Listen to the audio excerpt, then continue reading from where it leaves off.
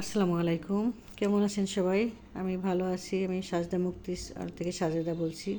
আমি আজকে একটা ব্লগ নিয়ে আসলাম আপনাদের সাথে শেয়ার করার জন্য। তো প্রথম আমি একটু গরম পানি লেবু দিয়ে খাই, সেটা একটু করে নিচ্ছি। আর হলুদের গুঁড়া, আমার এই হলুদের গুঁড়োটা আমার নিজে হাতে ভাঙানো, কাঁচা হলুদ নাই, তাই আমি হলুদের গুঁড়াই নিয়ে নিছি। এটা অ্যান্টিবায়োটিকের কাজ করে, সবাই আপনারা জানেন কম বেশি, এবং এটা ফেসের জন্য খুবই ভালো কাজ করে।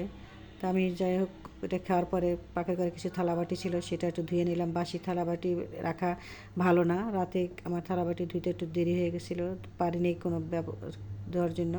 আমার শাশুড়ি বলছে থালাবাটি রাতের বেলা কখনোই রাখতে হয় না, তাই নাকি শয়তানে নাকি এটাকে নষ্ট করে ফেলে, আর যদিও রাখে তাহলে ঢেকে রাখতে হয়।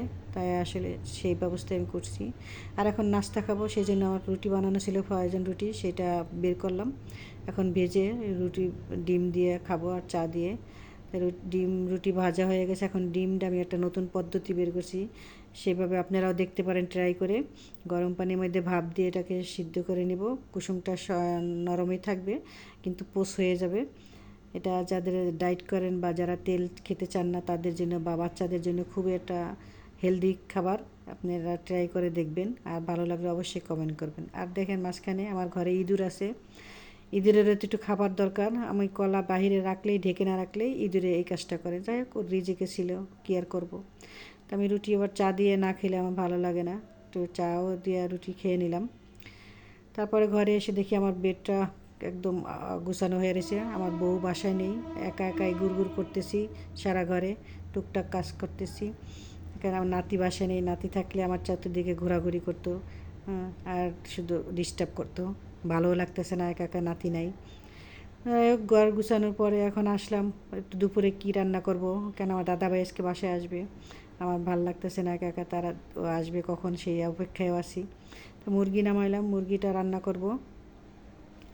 মুরগি রান্না করবো আর সাথে সবজি রান্না করব। গতকালকে সবজি নিয়ে আসছিলাম বাজার থেকে, তা সে কী সবজি সেটা দেখি নামিয়ে আপনাদের দেখাই। লাউ এবং সিম আনছিলাম। আর মাঝখানে দেখেন আমি আবার একটু ঢং করতেছি। ঢং ঢং না করলে আবার ভালো লাগে না, কাজ না করতে করতে বোর হয়ে যায়, একটু ঢং করে নিলাম। যাই হোক, তারপরে আমি আলু দিয়ে সিম দিয়ে ভাজি করব। আর লাউটা কাটলাম, লাউর ভিতরে দেখি নষ্ট। আমি কি করব বলেন, এত দামি লাউ এত টাকা দিয়ে কিনে আনলাম, আর ফেলে দেওয়া যাবে না। নষ্টটুকু ফালে বাকিটা ভালোটা রেখে দিলাম। এদিকে এক চুলায় ভাত আর এক চুলায় গরম পানি দিয়ে একটু গোসল করব।